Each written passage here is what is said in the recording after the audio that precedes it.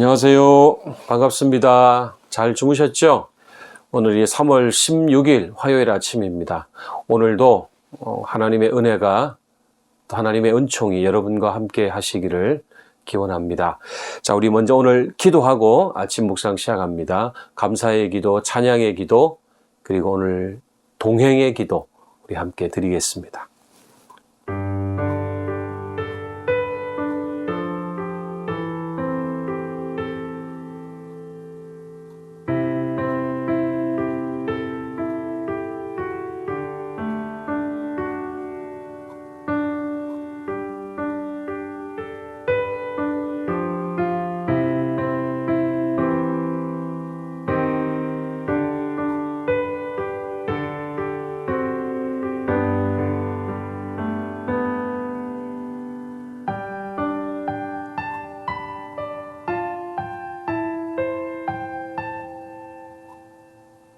예수님의 이름으로 기도합니다. 아멘. 자, 오늘 우리 16일 화요일 아침 우리에게 주시는 말씀은 요한복음 5장 1절에서 16절까지의 말씀입니다. 요한복음 5장 1절에서 16절까지 말씀이고요. 저는 오늘 말씀의 제목을 21세기 베데스다 연못가에서라고 한번 정해보았습니다. 자, 우리 1절에서 16절까지 같이 천천히 읽어보겠습니다. 그 후에 유대인의 명절이 되어 예수께서 예루살렘에 올라가시니라. 예루살렘에 있는 양문 곁에 히브리 말로 베데스다라 하는 못이 있는데 거기 행각 5이 있고 그 안에 많은 병자, 맹인, 다리 저는 사람, 혈기 많은 사람들이 누워 물의 움직임을 기다리니 이는 천사가 가끔 못에 내려와 물을 움직이게 하는데 움직인 후에 먼저 들어가는 자는 어떤 병에 걸렸던지 낫게 되미러라.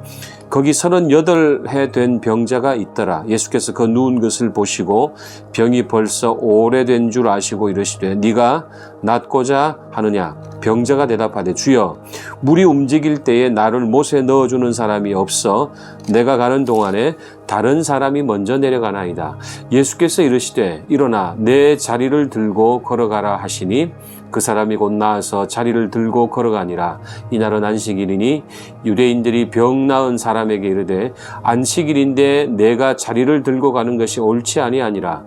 대답하되 나를 낫게 한 그가 자리를 들고 걸어가라 하더라 하니 그들이 묻되 너에게 자리를 들고 걸어가라 한 사람이 누구냐? 하되 고침을 받은 사람은 그가 누구인지 알지 못하니 이는 거기 사람이 많으므로 예수께서 이미 피하셨습니다. 그 후에 예수께서 성전에서 그 사람을 만나 이르시되 보라 네가 나았으니 더 심한 것이 생기지 않게 다시는 죄를 범하지 말라 하시니 그 사람이 유대인들에게 가서 자기를 고친 이는 예수라 하니라.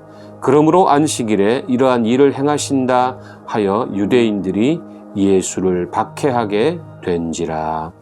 아멘. 네, 오늘 본문에 나오는 이 베데스다 연못가는 그러니까 막장 인생들이라고 할 수 있을까요? 이제는 어떻게 해서라도 의술로는 고칠 수 없는 치료 불가능한 환자들이 모여 있는 곳, 바로 그곳이 베데스다 연못가였습니다.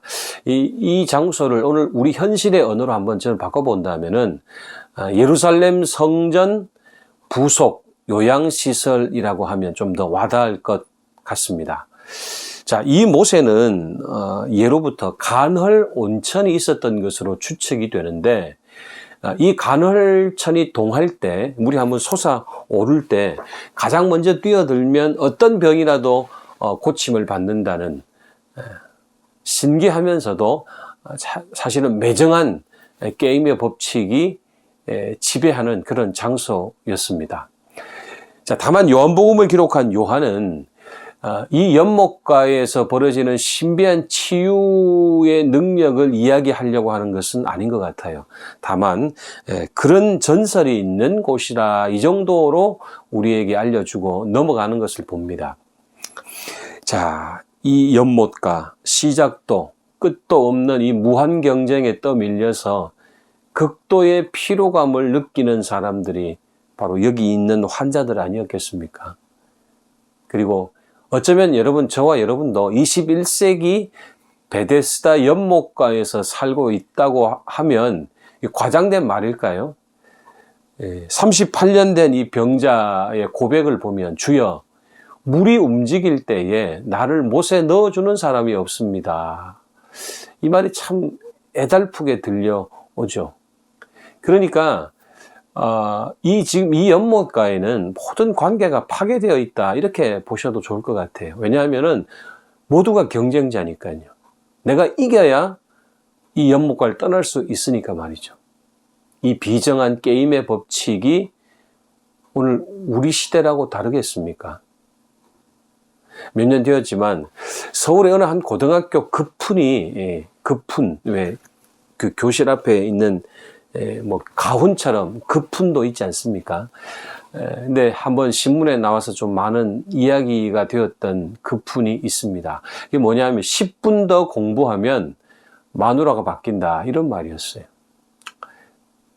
좀 어떤 면에서 기발한 것 같은데도 웃음도 나고 근데 씁쓸한 느낌 지울 수가 없습니다. 여러분 아이들이 이 급훈을 자발적으로 만들었을까요? 저는 그렇게 생각하지 않아요. 우리 부모가 또 우리 가르치는 선생님들이 이런 분위기를 만들어 주지 않았을까 하는 거예요. 그러니까 10분 더 공부하면 마누라가 바뀐다 이 말은 참 속물적인 말이죠. 공부 잘하면 신분 상승이 된다 이제 이런 말이죠. 승자 독식을 조장하는 우리네 교육 현실이 주범이라는 생각이 듭니다. 자, 요한은 이 사건을 통해서 베데스다 연못가에는 예수 그리스도가 오셔야만 참된 구원이 있음을 알려주는 이제 그런 말씀이죠. 예수님은 이 비정한 예루살렘 부속 병원에 나타나셔서 진정한 구원의 출구가 어디인지를 알려주고 계십니다. 그것은 사람들과의 경쟁에서의 승리가 아니라 주님을 향한, 예수님을 향한 믿음이라는 사실을 우리에게 알려주십니다. 여러분, 우리는 다 부모들인데요. 우리 뒤에 자녀들이 따라오고 있죠. 내 뒷모습 닮고 따르는 우리 자녀들이 있는데 우리는 그들에게 무엇을 가르쳐 줄 것인가? 아빠 보라고 엄마 보라고 이 경쟁에서 승리하지 않았노라고 자랑하면서 우리가 그렇게 말을 해주겠습니까? 여러분 이 진정한 인생의 출입구 이 21세기 현대판 베데스다 연못가의 출구는 바로 그리스도이심을 오늘도 잊지 않는 또 그분을 여러분들 자녀들에게 가르쳐 주시는 그런 부모님 다 되시기를 간절히 축원합니다. 자, 오늘 하루를 위한 기도인데요. 첫 번째는 비정한 게임의 법칙이 난무하는 학교와 일터 속에서 오늘도 진정한 구원을 주시는 주님을 만나는 하루가 되게 해달라고 우리 기도하겠습니다. 그러면서 하나님 오늘도 내가 앞만 바라보고 살지 말고 옆도 보고 뒤도 돌아볼 수 있는 여유를 주십시오. 그렇게 기도하겠습니다. 두 번째 기도 제목은 교육 개혁을 날마다 부르짖지만은 여전히 우리 교육의 현실은 정글과도 같습니다. 우리의 현실을 불쌍히 여겨달라고 우리 하나님께 기도하는 아침이 되면 좋겠습니다. 자, 우리 계속해서 이번 주간 육류 좀 줄여보는 거 좀 더 노력해 주시고요.